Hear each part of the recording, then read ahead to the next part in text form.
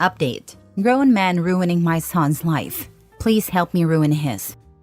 Original post. I'm living in hell right now and need ideas. My son just turned 18 and is disabled. He needs and takes multiple medications and requires support at school. He does well in some settings and is on track to graduate and pursue trade school with support, and we're so proud of him. He is extremely impressionable, a little socially awkward, and desperate for friends. For years we've struggled because he gives away his possessions, gets into bad situations, like someone offering to sell him rocks at a park, him thinking they're collectible gemstones, only to freak out when he realizes they're drugs, and is easily bullied. He will do anything to be liked, which breaks my heart. We're working on this in therapy and with trusted adults, but it's a slow process. Now onto the grown man. This guy is 28 years old. Let's call him Quentin. He's frequently homeless, often sleeping in a tent in parks.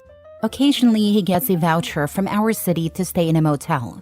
He has 2 pit bulls, neither spayed or neutered, which he leaves in a tent or motel room when he works his fast food job. I have compassion for his situation, but not when it involves my son. It started with Quentin asking my son to watch his dogs in the park while he worked. My son, thrilled to have a friend and eager to help, agreed. He loves animals, so would spend 8+ hours a day or night alone in a park watching these dogs. He began asking if he could take dog food, toys, and blankets from our house for Quentin's dogs. At first we said yes because I appreciated that he wanted to help the dogs. But when we said no, he started taking things anyway. Things escalated a few months ago when Quentin told my son that now that he is 18, he didn't have to stay with us and could stay with him instead. For weeks, my son was sleeping in a tent with Quentin and the dogs or roughing it in the park. Quentin gave him beer and weed. My son would watch the dogs for entire shifts while Quentin worked. Quentin even told him he'd help him get a tent and vouchers too. The police are sympathetic, especially because of my son's disabilities and medical issues, but he's 18. The school is supportive, but with graduation approaching, there's only so much they can do. And again, he's legally an adult. We never pursued medical conservatorship because things were going relatively well before now, and we don't take removing civil liberties lightly. In the past week, Quentin got another motel room and messaged my son to come stay with him. My son went. He sat in a room watching the dogs while Quentin worked, likely smoking and drinking when Quentin was home. My son responded to our texts, but insisted he's an adult and can go where he wants. During this time, he missed a week of medication, school, part of his part-time job, and an important medical appointment. Being Quentin's friend has taken priority. He feels good helping Quentin. It even said, "Quentin is like a brother to me. He's the best brother I've ever had." Quentin's own family has kicked him out. They are nearby but clearly done with him. No idea who watches the dogs when my son isn't available. Earlier this week, my son gave Quentin his bike, saying he needs it more than me. My son came home yesterday in a complete psychiatric crisis from being unmedicated and likely high and or drunk. His medical issues were also exacerbated.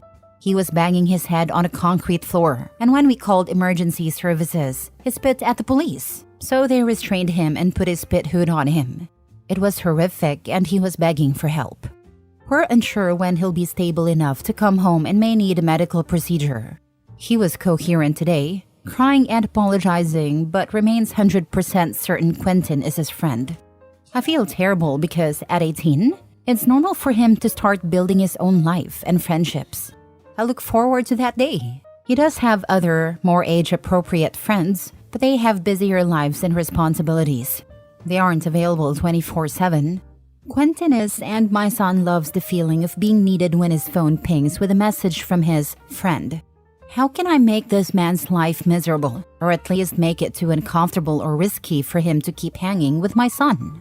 Important note, I do not want to harm or stress the dogs. It's not their fault, and my son would never forgive me. Now for the top advice before reading the update. Intervene now, before Quentin gets your son on a path of using harder drugs, because everything about this situation screams that's where the situation is headed.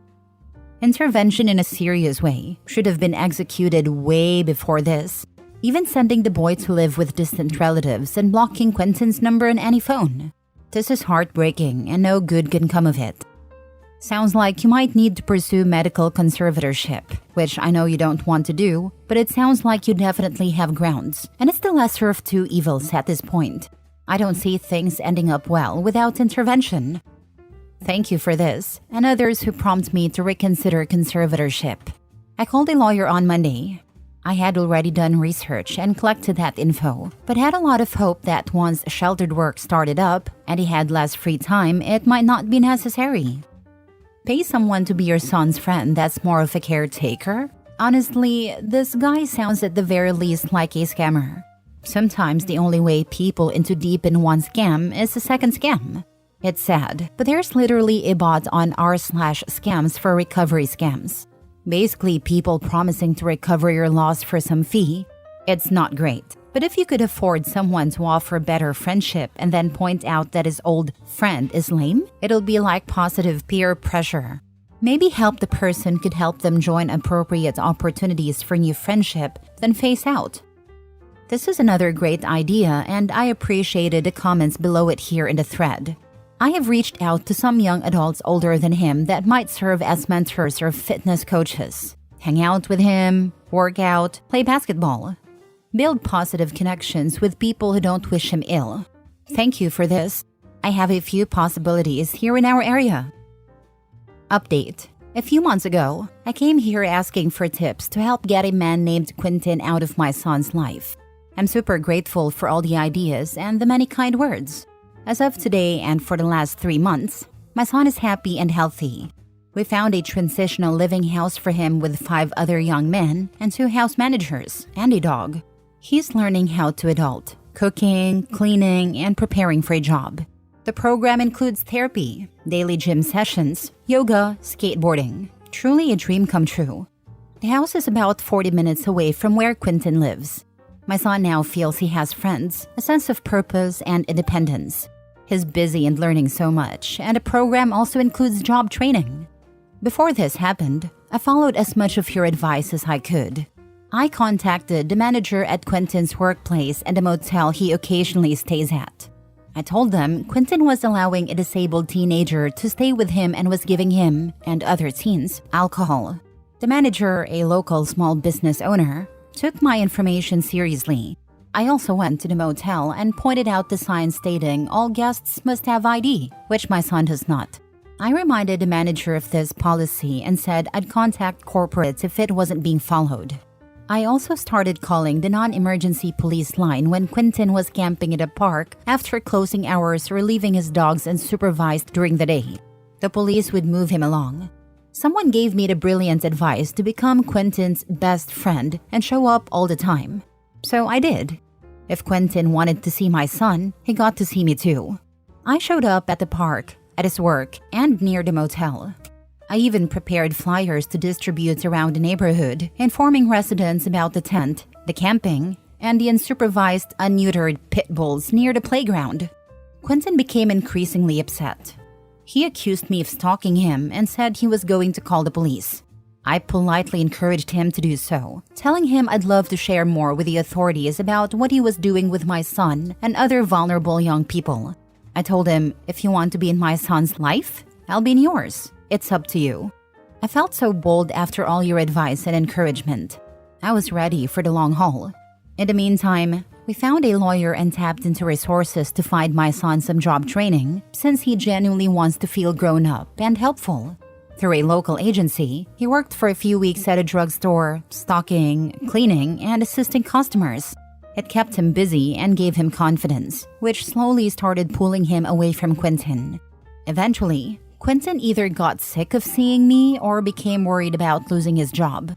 The motel he stayed at stopped letting him stay, forcing him to use another location much farther away. With a longer commute to work and more obstacles, he must have decided my son wasn't worth the trouble. He stopped contacting him altogether. Thank you so much for all your ideas. As his mom, I was so focused on fixing things from my son's perspective that I didn't know how to deal with Quentin effectively. Your advice was invaluable. A huge thank you from the mom of a happy, healthy, busy, and purposeful young adult son. Glad it worked out for you and your son. You did great and are a much better person than I am. I would not have handled it as well and would have done some bad things to keep him away. Great mother, and hope this progress continues for you and your son. Good for you. You made a difference where so many fail. My son needs the same program. Please share it with me so we can save him too. You remind me of my mom and the lengths she took to keep her kids happy and safe. She died 24 years ago now on September 29th, 2000. The trajectory of my life would have been vastly different if I had her in my life instead of her dying while I was young. I think anyone should be immensely proud to have you as their parent. Maybe Quentin would have ended up different if they had someone like you as their parents and role model, but who knows? This comment has me crying. So kind of you, and thank you for the comparison to your mom. I'm so glad you had her. Last story. Update. My husband and I took in my best friend and her 3 young children, and I'm regretting it. Original post. My 30 female best friend, 29 female, recently lost her husband, home, car, and all sources of income. Her husband suddenly passed away, and he was the only one working while she stayed at home with their 1-year-old twins and 4-year-old. They had nowhere to go, so it took them in until she can save up enough to get an apartment. There was no life insurance. My husband isn't happy that they are here. He has told me that he does not like my friend at all, claiming that she has taken me away from him and taken over his home. He is paranoid that she is stealing our things when we aren't home and wants to put locks in our bedroom and office doors, as well as install cameras in those rooms. Today, my friend went into our bedroom to smoke a cigarette in our patio and take a moment to herself away from her kids while we weren't home. She called me to let me know she was going out on a patio, but my husband started freaking out when I told him. Now, he says he feels like he needs to get an apartment because he doesn't feel safe and feels like he no longer has a space in our home where they don't have access. It breaks my heart that he hates my friend so much when she hasn't done anything wrong. She's just going through one of the toughest times in her life. But I don't know if I'm being too trusting of my friend and inconsiderate of his feelings, or if he's being too paranoid.